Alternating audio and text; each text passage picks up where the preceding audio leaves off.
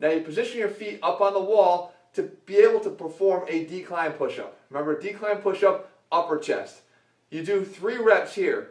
Then you walk yourself down the wall until your feet are flat on the ground. And now you do 3 reps of a regular old push-up. And get yourself immediately into an incline push-up position, which will work the bottom portion of your chest.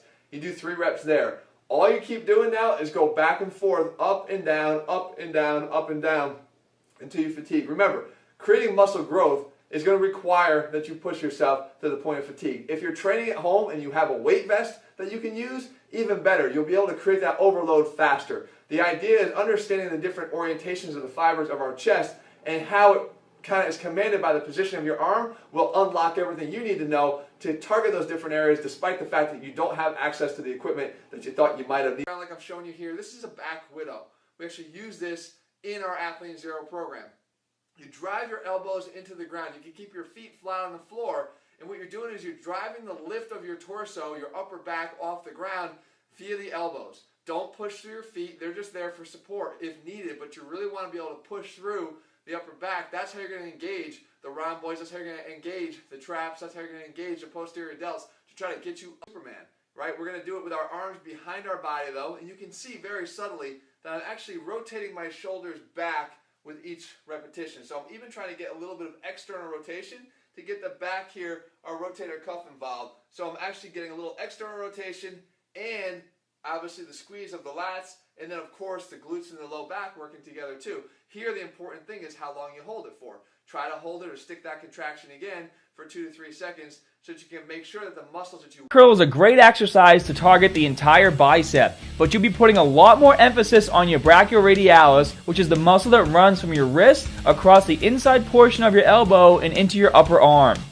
You'll be using the same form to perform this exercise as you did with the alternating dumbbell curl.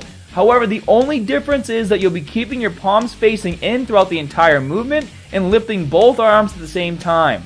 So let's recap. Keep your core tight, shoulder blades retracted, elbows in front of your hips, and be sure to bring the dumbbells all the way up to your shoulders and fully extend your arms at the bottom of each rep. Next is the dumbbell concentration curl.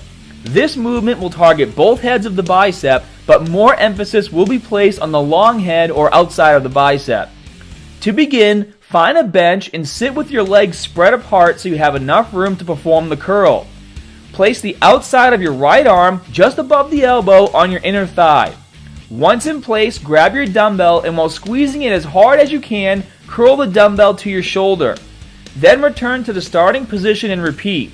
As soon as you complete all of your reps on one side, be sure to switch arms to... You're holding the bar right in front of your neck. So you're going to be holding the dumbbell right here. You're going to stagger your feet a little more than usual, and you're going to slightly point your toes outward. From here, what you're going to do is drive your knees outward while dropping your butt back. And you want to make sure that you're keeping most of your weight on your heels. So it's going to look, and also you want to make sure that you're keeping your back straight up and down. So drive those knees outwards, drop back on your butt, keeping your back straight up and down as much as possible. Keep that core tight.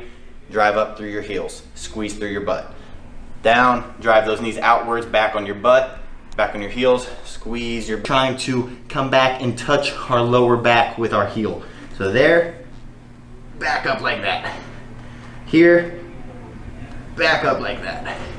Feeling a nice squeeze in your glutes, and you don't want to bring your knee down and rest here. You want to keep it contracted, squeeze up, back down. As soon as you're back down, contract again. Just like that. And make sure you do it with both legs. Together, sit on that edge. We're doing 10 reps.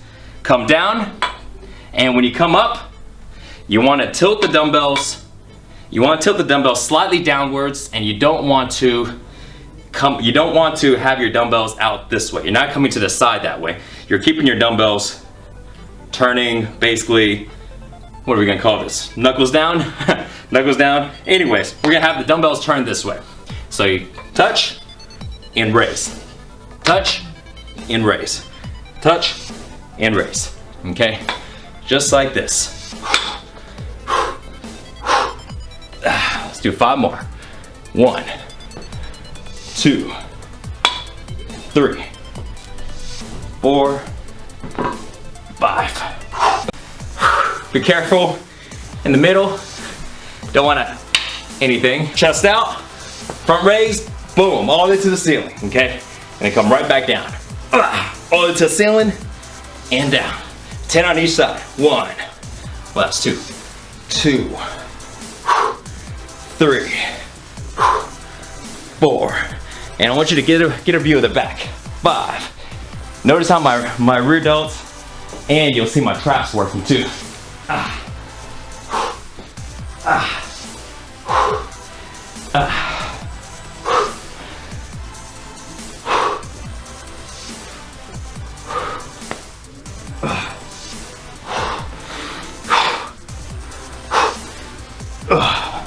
Let's do one more. 1. And then the last one, 20 push-ups. Easy breezy. Just regular push-ups, okay? Right now, regular push-ups ain't no biggie, but when you're knocking them out, 5 rounds in, you're gonna feel it, okay? So just regular push-ups, come all the way down, all the way up. You're gonna run tight to your body and you're actually gonna focus on the stretch. So what you do is let that dumbbell pull on those triceps, keeping those elbows nice and tight, and then extend up to the top position, flex the triceps just before lockout, and then slightly let it down to the bottom position to the total stretch. So that way you get a nice stretch in the triceps, you're gonna bring up contracting, and then you're gonna let it right down to the stretch position. And this is really gonna focus on that long head of the tricep, really get a pull through there. We're squeezing him and then return him to the bottom position so the arm is at a 90-degree angle. This is a pretty tricky exercise and a lot of people have problems with feeling it in the triceps. What you want to do is nice, slow, and controlled. Start with a light weight and use your triceps to contract that weight backwards and really contract them and squeeze them at the lockout position, and then return them nice and slow to the bottom position. 2 down, 1 ups for 45 seconds. Now what is extinction all about? As I do this, extinction is setting a bar. In this case, you have to do this exercise for 45 seconds. If you can't do it for 45 seconds, great. Then you become extinct in that exercise and you move on to the next one. You do it as long as you can. So for a true beginner, this workout might only take about 5 or 6 minutes. But if you are more advanced, rotation with a favoritism of the bottom moving towards the top, and that is our figure eights. The figure eights is a great exercise, again, for incorporating both lower abs and obliques into the same move. We're going to continue this for 60 seconds. The extinction on this is 60 seconds. Okay, mid-range, we're moving both the top and the bottom together at the same time. No better way than with this exercise. Extinction number here, you got 12 reps to do, you have a 12 rep extinction. So you got to do 12 reps every single time, and that includes right, left, and center. That's 1 rep. Make it all the way through, 12 reps. You rest your 10 seconds, try to go for another 12, keep it going until you can't do any more. Here we got scissor V-ups for 45 seconds.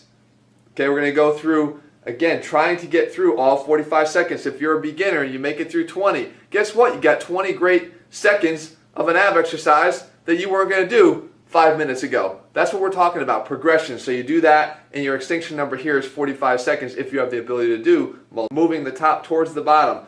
Our hip touch plank is actually an exercise that nobody has seen before because I made it for this video. Our hip touch plank is going to incorporate both a move and a plank upwards, so we're contracting from the top down, and a little bit of anti-rotation because we're trying not to rotate the trunk too much as we reach for that back hip. It puts a little extra strain on your abs because you have a 3-point plank going on. 15 to each side for each set. If you can, extinction again at 15 each. The Russian V-tuck twist, 16 reps to each side with an extinction at, I had to do it to you, 8 reps. So you might do multiple sets of this. Remember, you're only getting a maximum of 10 seconds between your completed sets before you have to go at it again. So you will reach extinction at some point, and that's the name of the game.